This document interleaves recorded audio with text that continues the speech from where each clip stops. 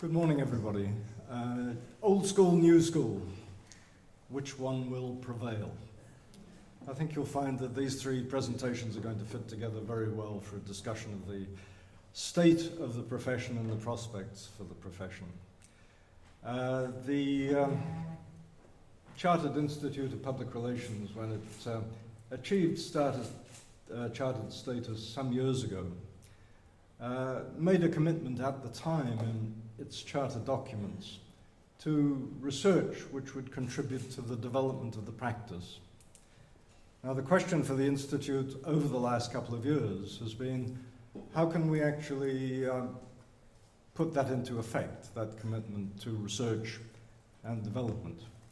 The resources at the moment really aren't there. We can't invest in extensive research programs, and that is an obvious block to progress. But the Institute has, in the last year, established what we call a research and development unit, which is really a group of interested individuals looking at how the research base of public relations practice can be made accessible to practitioners and developed.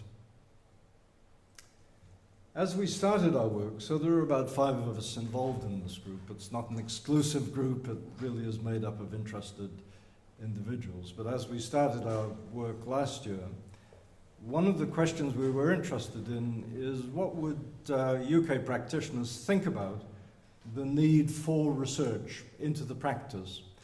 And it was very interesting to see in your study, Ansgar, that practitioners said that they would only look to academic and research studies in very small numbers. 32% would actually refer to academic and research studies. So how much interest is there in research in practice? We set out to try to find out from UK practitioners what value they would attach to research and what sort of interest they would have in the sort of work that we try to do through the unit, by embarking last year on a series of discussions with practitioners around the country. So we used the technique of scenario planning, which is a disciplined way of looking into the future. You ask people about the sort of future that they can foresee, the factors or variables that would be at work in that future, and then you examine from the present what sort of progress might be made on each of those variables towards the desired future. So it really is quite a disciplined approach. It can be more or less sophisticated. We used a simple approach of discussion with groups of practitioners. What do you think the future could look like?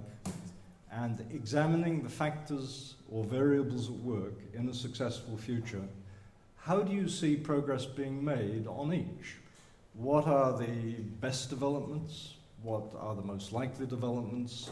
And what would be the worst developments on each of the variables identified? So in detail, and you can get as much detail as you want on this study if you want to look to the CIPR website, cipr.co.uk. The whole study is set out there with records of all the discussions that we carried out during the meetings. We recorded each meeting on flip charts, they were transcribed. You can see the outcome of discussion among numbers of practitioners about how they see the future developing. So the expertise in the discussion comes from their knowledge of practice, their backgrounds, their experience of practice at the regional, national, and in some cases international level. So it is a technique that I would commend to you if you haven't looked at it or used it. If you do use it, you find it very productive in terms of insights and directions for the future. So in our discussions around the country, last year from July to October, with groups in a number of centres around the country, 15 groups in all, from the far north of Scotland, from the oil city of Aberdeen in the north, Edinburgh, Glasgow, out into the West Country to Bristol, across to Northern Ireland. So we were getting views of practitioners across the country, not just from practitioners based in London, although London is the obvious centre of practice. So several groups in London, special interest groups, groups ranging in size from 12 in the largest group in the Midlands to groups as small as 4 in some centres, but allowing for discussion of the topic. And the discussion was guided through questions of the future of the practice. What would a successful practice look like? We use 2020 as a convenient date to look at. So we're looking about nine or so years into the future. And if you think for a moment yourselves about the question, what would a successful practice look like 9 years from now? And a successful practice, Jerry, might be that by 2020, the new school prevails. Will it prevail? I mean, that's a question. There's certainly a lot of evidence that the new school is emerging, but will it be the prevailing school by 2020, or how much of the old school will remain? So you could ask these questions in the US context. But in the UK context, what would a successful practice look like? The groups were representative of the membership when we checked against such things as gender, place of employment. We had people who were former presidents of the Chartered Institute. We had private sector practitioners, consultants represented in the group. So in this kind of discussion, you see common themes coming through. After about 3 or 4 discussions, you see common themes coming through. And what I'm referring to are very tight summaries of a lot of discussion. So if you are interested, it is worth looking to the full discussion. But by 2020, a successful public relations practice will be clear on what public relations is and the benefits it can deliver. It will be strongly led, meaning that professional associations will be playing a full role in the leadership of the practice. It's not true that they do that now. They're trying to move in that direction, but for one thing, they don't represent the majority of practitioners in most major countries in which public relations is widely practiced. In the UK, one estimate puts the number of practitioners in the practice at about 60,000+,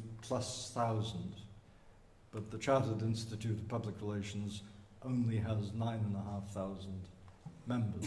So it's by no means representative of the whole practice. And the hope would be at a time in the future, the professional associations will be able to provide stronger leadership.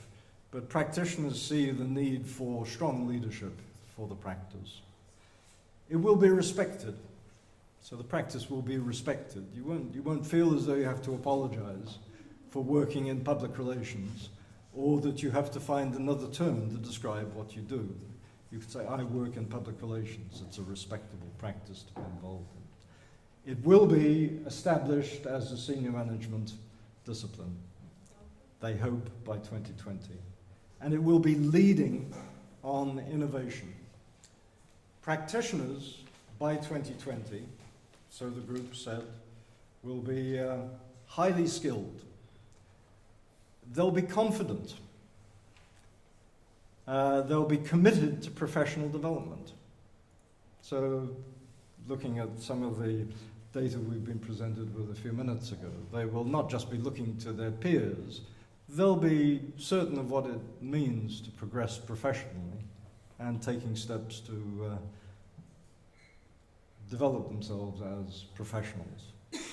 And the practice will be, again, echoing some of the things already said, will be working to well-developed codes of conduct. So these are some of the points made about what a successful practice will look like in 2020. But will it get there? This is where the second half of the discussion takes over. Whatever you've put in your picture of successful practice, take out the factors or variables at work and examine them, but in a disciplined way. So in scenario planning, you take 3 or 4 variables at a time and you examine them to look at what likely developments might be. And you do this until you get no new insights. So you work with combinations of 3 until you get no new insights. In our discussions, we simply asked the groups to choose the factors or variables that they wanted to examine in the time that we had available. So each discussion group would choose 3 factors or variables and push them forward in an analysis of most likely development, best development, worst development. And some of the pictures that came out, and again, the full detail is in the report, but summary. The most likely scenario between now and 2020, there will be some movement towards more professional practice. So some movement. The practice will remain ill-defined, fuzzy, and seen by many people as an element in marketing. The reputation of the practice will be much the same by 2020. So whatever it is now, it will be much the same. This is on the most likely development. There will be little progress on measurement. We recognize the need to improve our approaches to measurement, but there will be little progress. And you only have to look at the discussions that go on at the Association for Measurement and Evaluation in Communication conferences over the last 3 years, and they stay on the same topics, and they make little progress. One year they say we'll do away with AVEs. The next year some people will say, well, hang on a minute, some people want AVEs. And by this year, 3 years on from the Barcelona principles, well, we'll hang on to AVEs for a bit longer. So little progress on measurement. And the practice by 2020, on the most likely scenario, will not be reacting fast enough to technological developments. That's the most likely scenario. These are the views coming back from groups of practitioners in this exercise. The best case scenario, again, a very tight summary. The best case scenario, there will be a general understanding and acceptance of public relations. Confidence will improve. The best people of all backgrounds will rise to the top of the practice, seen as clean, ethical, and honest. Robust, reliable, and simple measurement approaches will be in place. They will be easily understood, and they will be correlated with objectives and business plans. Best case scenario. Again, a crude simplification of the worst case scenario. By 2020, public relations will be permanently equated with spin, and its reputation will have diminished even further. We announced the results of this scenario planning exercise 2 days after there was a major expose of public relations practices, as one of our leading consultancies was set up in a sting operation by a newspaper, and they were found to be making all sorts of extravagant claims to clients, which included the suggestion they would use the dark arts of public relations to achieve benefits for their clients. 2 days before we talked about public relations reputation being possibly diminished even further in the worst case scenario. And unfortunately, cases like that come up, and in these scenario planning discussions, that was one of the fears in the discussion of the worst case scenario, that these sorts of examples would continue to surface. Standards will decline as larger numbers enter the practice with poorly developed skills. So we have this feature of the current economic times in the UK. as newspapers cut back on editorial staff, journalists made redundant. Of course, it's an easy transition to make into public relations, as anybody can do public relations. You've been a journalist, you can move easily into public relations, and you have the skills from day one. And public relations, this is one of the strong fears some of the groups expressed, that public relations would cease to be of use as a term to describe the practice. But that is the worst case scenario.